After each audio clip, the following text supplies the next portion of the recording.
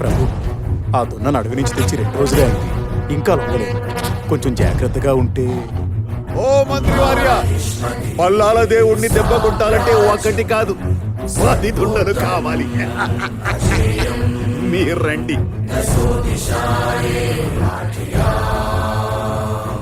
सब इसको